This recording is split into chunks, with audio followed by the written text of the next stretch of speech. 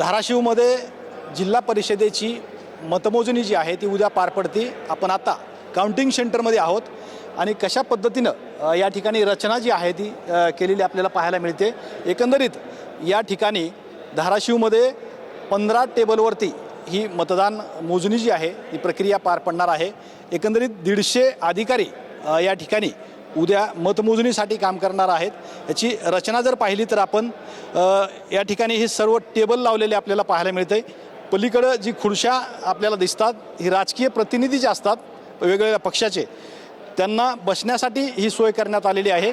आणि ही टेबल जे आहेत ह्या टेबलवरती मतमोजणी मशीन जी आहेत त्या ठेवल्या जाणार आहेत। एकंदरीत 15 टेबल हे आहेत आणि हा महत्त्वाचं म्हणजे सकाळी 9:30 वाजता सुरुवातीला हा पुढचा समोरचा जी टेबल आपल्याला पाहायला मिळतोय या टेबलवरती टपाली मतं जी असतात त्याची मोजणी या ठिकाणी होणार आहे।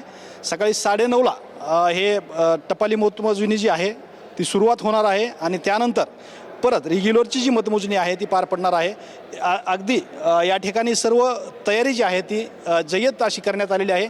आपल्याबरोबर आता या ठिकाणी निवडणूक निर्णय अधिकारी जे आहेत ओंकार देशमुख ते आपल्याबरोबर आहेत। एकंदरीत सर कशा पद्धतीनं तयारी आहे, किती फेऱ्या होणार आहेत आणि मतमोजणी जी आहे ती कशा पद्धतीने होणार? सर, आपल्याकडे जिल्हा परिषद आणि पंचायत समिती अंतर्गत 12 गट आणि 24 गणांची मतमोजणी उद्या होणार आहे।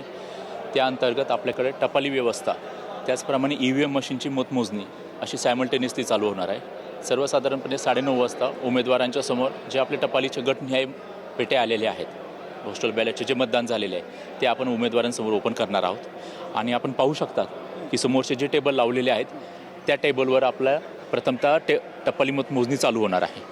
एकदा टपाली मतमोजणी चालू होणार झाली की सायमल्टेनियसली आपले मशीन्स येणार आणि मशीन्स आल्यानंतर आपली मशीनची सुद्धा आपली मतमोजणी होणार आहे। यामध्ये असं आहे की ज्या टपालीची जी मतमोजणी होणार आहे ती प्रथम गटानुसार होणार आहे आणि त्याच गटातील जे 2 गण असतील त्यांची EVMची 1 बाय 1 मतमोजणी होणार आहे।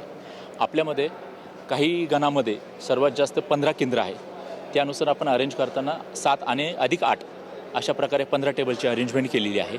ज्या आपले मशीन्स येणार आहे त्या गणानुसार आपण मतमोजणी चालू करणार आहोत। म्हणजे आपले EVMची गटाची मोजणी आणि पोस्टल बॅलेटची गटाची मोजणी हे दोघंही सायमल्टेनियसली आपली चालू राहणार आहे। सर, किती फेऱ्या उद्या होतील? सर, याच्यामध्ये आपलं गणानुसार आपण मतमोजणी करणार आहोत। एक गणाची मतमोजणी पूर्ण झाल्यानंतर त्यांना आपण संबंधित उमेदवाराचे जे प्रतिनिधी असतील त्यांना रिलीव्ह करणार आणि पुढच्या गणाची आपण मतमोजणी करणार आहे। त्यामुळे साधारणतः आपल्याकडे 24 फेऱ्या असतील।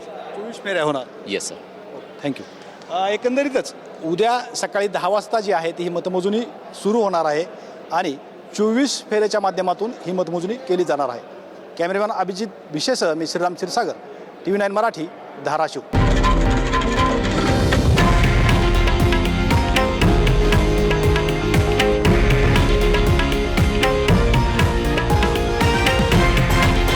हे आहे देशातील नंबर 1 न्यूज नेटवर्क आणि आपण पाहत आहात TV9 मराठी, एकमेव।